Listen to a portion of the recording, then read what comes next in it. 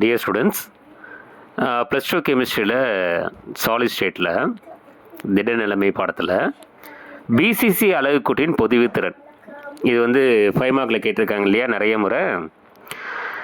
இப்போ நீங்கள் என்ன எழுதுங்க, மார்க் எது எதுக்கலான்னு பார்த்தீங்கன்னா, அந்த கோலத்தோட ஆரம் r is equal to √3 into a/4 அப்படின்னு எடுத்திங்கன்னா அதுக்கு மார்க் உண்டு.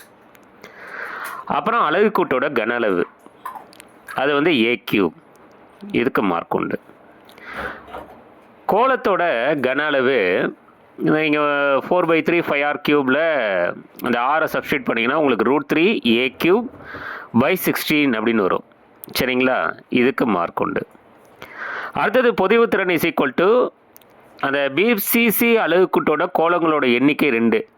அப்போ 2 இன்ட்டு அந்த கோலத்தோட கன அளவு √3/16 into a³ டிவைடட் பை அலகுக்கூட்டின் கன அளவு a³ இன்ட்டு 100. இது நீங்கள் சிம்பிளிஃபை பண்ணிங்கன்னா உங்களுக்கு ஆன்சர் என்ன வரும்னா 68% அப்படின்னு வரும். ஸோ இதுக்கு தான் உங்களுக்கு நிறைய முறை பார்த்தீங்கன்னா இது புக் பேக் கொஸ்டின்ஸாக இருக்கிறதால பிசிசி அலகுக்கூட்டோட பொதுவுத்திறன் இதை பற்றி விளக்குக அப்படின்னு சொல்லிட்டு 5 மார்க் கொஸ்டினில் நிறைய முறை கேட்டிருக்காங்க.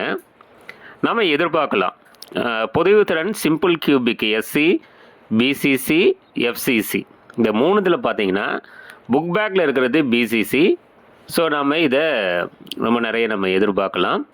இந்த 2024-25 பப்ளிக் கொஸ்டினில் பிசிசி அலகுக்கூட்டோட பொதுவுத்திறன் பற்றி விளக்குக நம்ம எதிர்பார்க்கக்கூடிய கொஸ்டினாக இருக்குது.